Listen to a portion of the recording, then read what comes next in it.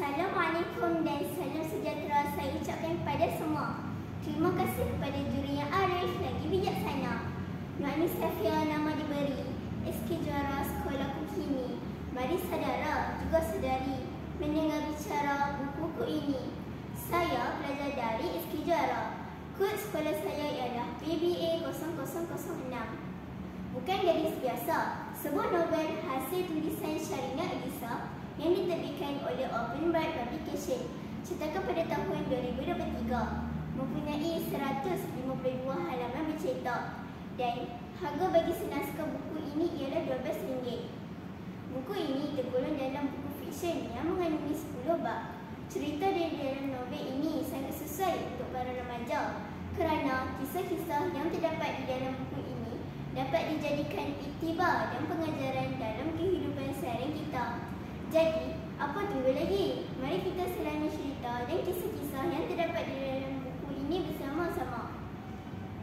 Bukan gadis biasa, mengisahkan Eza, seorang gadis yang berusia 16 tahun, merupakan anak sulung dari 3 orang adik-beradik. Seorang yang bijak, periang dan disegani oleh rakan sekolahnya kerana sering mendapat pencapaian tertinggi dalam setiap peperiksaan. Pada awalnya, Eza merupakan kawan baik kepada Suraya, iaitu rakan sekolahnya, anak kepada seorang penerbit di sebuah syarikat penerbitan dan usahawan terkenal. Namun, persahabatan mereka menjadi renggang kerana perubahan pada sikap Eza. Eza tidak seperti dahulu. Semenjak kemalangan yang menimpa ibu dan bapanya, Eza dan adik-beradiknya sekelip mata menjadi anak yatim piatu. Semenjak itu, sikap Eza terus berubah. Segala bebanan keluarga diletakkan di bahunya demi menjaga amanah yang diberikan oleh ibu dan bapanya sewaktu hidup. Eza bertungkus lumus mencari rezeki demi memenuhi keperluan hidup adik-adiknya. Apa yang membuatkan Eza seorang gadis luar biasa ialah walaupun hidup Eza ketika itu sangat memerlukan pertolongan, tetapi dia masih berusaha dengan kudrat yang dia ada. Baginya, masih ada orang yang lebih memerlukan pertolongan daripada kesusahan mereka. Selepas kematian ibu dan bapanya, Eza hanya bergantung hidup kepada Acik Ida, iaitu kenalan baik arwah ibunya. Baginya, Acik Ida adalah satu-satunya orang yang Eza percaya daripada bapa saudaranya yang hanya pentingkan harta peninggalan arwah ayahnya. Walaupun begitu, Eza masih tetap dengan pendiriannya, lebih rela berusaha sendiri mencari rezeki buat keluarganya, walaupun Acik Ida mahu membantunya. Dengan bakat dan kepintarannya, Eza mengambil upah daripada rakan-rakan kelas dan kampungnya bagi menyiapkan tugasan dengan kadar bayaran tertentu, kerana itu sahaja yang dapat menampung pembelanjaan mereka ketika itu.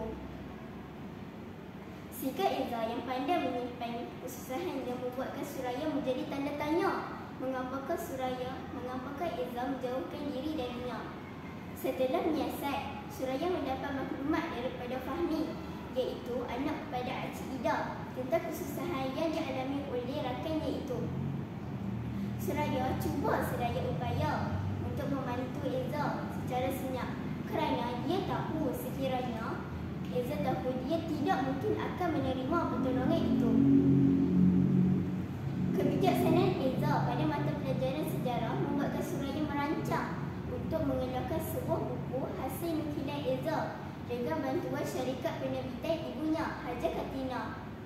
Dengan bantuan Fahmi, segala perancangan Suraya untuk Eza berjalan dengan lancar dan berjaya.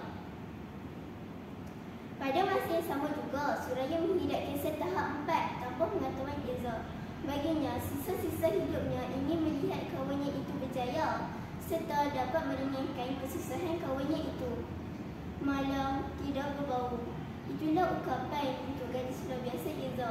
Ketika dia mendapat berita Suraya tenat di hospital juga dia mendapat panggilan daripada Fahmi mengatakan kampung mereka dilanda puting beliung dan perkabaran duka kedua-dua adik Eza meninggal dalam runtuhan rumah mereka.